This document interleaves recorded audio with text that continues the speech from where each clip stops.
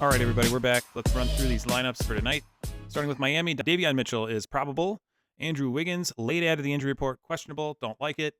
Probably means he's not going to play. Hero, Jovic, Larson, Rozier already ruled out. Looking at the minutes, I would think Wiggins' 35 minutes could be left up for grabs here. More Jaquez, more Fontenecchio, maybe a little Kasparas tonight. And Keisha Johnson sometimes fills in at that forward spot. I'd like to see more Khalil Ware. Very good last game, 27 minutes, kind of high end for him right now, but that L10 is slipping down to about 28, I believe. For Boston, just Tatum out. Everybody else should go. Jaylen Brown, Derek White, Peyton Pritchard, all 33 or above. Kata still playing a lot of minutes. Some guys that are losing minutes, Luka Garza, kind of falling out of the rotation here. Gonzalez and Shireman, both in the rotation, but minimally. Minot's minutes falling. Hauser returns, 23 minutes estimated. Hopefully he can stay on the floor. Philly, we got news that Embiid is now out. Maxey is back, so Drummond starts. Drummond becomes the top play on the board. 28 minutes, he's a 22 L10. This is a guy that's about 1.1 points per minute. I like Drummond when he isn't playing every day and then gets thrown in. Feel like he's going to be a little more fresh than he normally would be if he was starting game after game. But Embiid's played the last couple, so Drummond should have gotten a nice break here. Expect him to be decent tonight, at least grab a bunch of boards. New York's still quite a bit up in the air. We did get word that Hart and Towns are both probable now. So that's good news for the Knicks. They're going to be without Miles McBride again, and Shamet's still out. It looks like they only have the Knicks going 8 deep coming on a back-to-back, and I don't know. I think they might go deeper into their bench tonight. I guess we'll see. Generally, they don't go real deep, though. And, of course, Towns and Hart didn't play yesterday. They should still be fresh. San Antonio on the second of a back-to-back. Still not starting, and on that minute restriction, they've got him about 26, so he's moved up a little bit.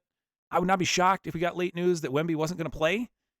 Don't have anything yet, but they are trying to bring him back slowly. And this is the second of a back-to-back on the road. For the Hawks, we're going to be without Porzingis, obviously, for a while. Trae Young out tonight on the second of the back-to-back for them. This is another situation where do we see Jalen Johnson tonight? We've had other games where he's been a late addition to the injury report and just ruled out on the second of a back-to-back. Hawks are struggling, though, to stay above 500. I think they're going to want to try to win this game if they can, obviously. Starters playing a lot of minutes. We've had some changes in playing time here. Newell and Mo Gay are playing about the same minutes now, whereas Gay was the main contributor earlier in the season, and Newell was out of the rotation. I want to see more Newell. He's shooting almost 50%. He can shoot it from 3. This is a really interesting 20-year-old.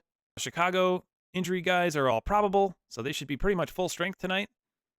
So here's what we're looking at. Giddey leading the way, the only one over 30, and the Bulls looking about 11 deep tonight. Came up questionable today. Looks like he's dealing with an illness.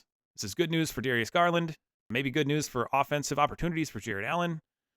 Garland going to be running the show. Of course, we've been a little disappointed with him. We've talked about him quite a bit in the Discord. I think it's a combination of things that have stunted his production so far this season. Dealing with a toe injury, missing some of camp. You can make excuses all day, but this guy was almost an all-NBA player last year. 47, 40, 85, I believe, are the shooting splits. So he's a good player. He just needs to get comfortable, get acclimated, get things right. But the Cavs are kind of weird free fall right now. This is a solid team that's not playing well. And I think a lot of it is injury related, trying to get everybody on the floor at the same time. But still without Evan Mobley and Larry Nance. So the front court's a little thin. You're going to see a lot of Dean Wade, a little bit of Thomas Bryant. And you should see a decent bit of Jared Allen. And Jared Allen, still a guy that can throw up a 50 for you here and there. And the last game tonight is OKC at Minnesota. This should be a good one. Minnesota's played them really tough the last couple years. Aaron Wiggins questionable.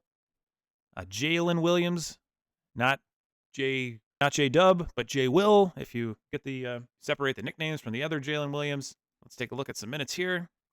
So Chet, J-Dub, and Shea, all over 30. Hartenstein plays tonight, 25. Dort's been struggling a little bit, low 20s. And then your bench guys. And, of course, if Wiggins isn't there, expect more Caruso, more Joe, more Mitchell, more Wallace. Maybe even a little more Dort. Off Minnesota, looks like Edwards was at shoot-around. Hopefully he's good to go tonight. Jalen Clark is questionable. Also dealing with an illness. That stuff's going around. Minutes for the Wolves look like this. All the starters over 30.